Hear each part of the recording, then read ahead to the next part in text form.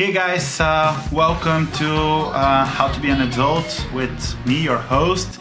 Today we're doing something different. We're interviewing my close friend Slancho. Am I saying it right? Yeah. Okay, so who are you? Introduce yourself. Okay, so you Plovdivians call me Slancho, but where I'm from, we do not have the concept of names in the way you understand it. So it would be impossible for me to explain what I was called back home. And where exactly is back home? Oh, that's a hard one. Honestly, I don't know where it is. We were a simple tribe living in the mountains near the never-ending sea, but we had no technological advancements and no means to explore further than our territories. On one side, it was the endless ocean, and on the other, the unforgiving sand sea. Then how did you end up here? Well, that's a weird story. So you see, a few hundred years ago, when I was still in my early 200s, I was young and found I possessed a much greater hunger for knowledge than my brethren.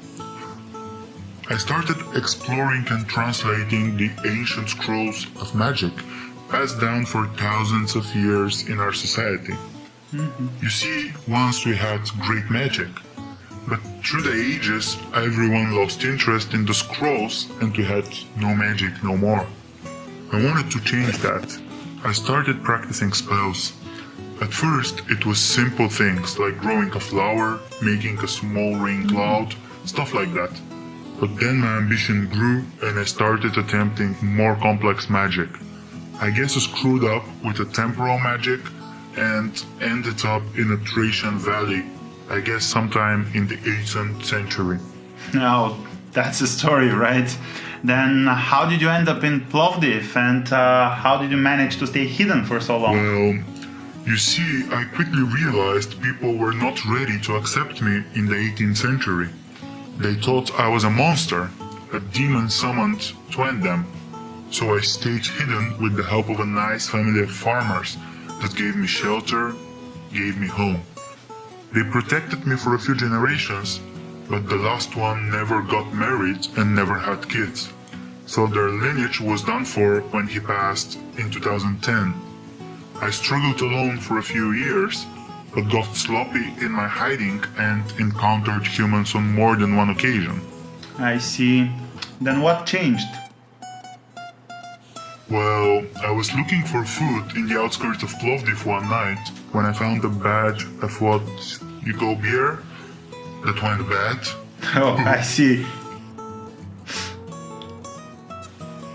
Yeah, so I drank a few beers and that's how it happened. I went out in the city and was surprised to meet a lot of accepting and friendly people. Oh, nice. How did you meet the others? You mean the other creatures? Yeah? Well, when my existence became more known, other refuge creatures realized that it's okay to become part of the Plovdiv society. One by one, they started surfacing, they appeared, and one by one, we welcomed them to the gang. You know the rest, you've met most of them. Oh yeah, certainly have. So that turned out alright, yeah? I think so. We're now out in the open, some of us are trying out different professions. I was even a bartender for some time. But mostly, we're still adjusting to not having to hide anymore. We'll see what the future holds. I'm sure you guys figure it out. So, do you want to say something to the audience? Yeah, I want to thank you all. Thank you for accepting us and for showing us how far has humanity gone in the past centuries. We are happy to be a part of the Plovdiv community and consider ourselves proud Plovdivians. We're happy to have you here as well. Okay, thank you, Slancho. Thank you. I think that's about all the time we have. So, it's really great of you to visit the studio. Yeah, man. Anytime. And, yeah, see you next time. Bye, Slancho. Bye, guys. Okay guys, that was it for today. I hope you enjoyed our short interview with my buddy Slancho. So don't forget to like this video if you enjoyed it. Also, Watch out for more interviews with other creatures as soon as they feel ready. And don't forget to subscribe if you're not already, and maybe even hit the bell icon to receive notifications every time I upload a new video. Till then, see you next time. You know, I took part in World War II. And when I lost my rifle, the army charged me $85. That's when I realized why in the Navy, the captain always goes down with the ship. I learned you should never laugh at your girlfriend's choices. After all, you're one of them.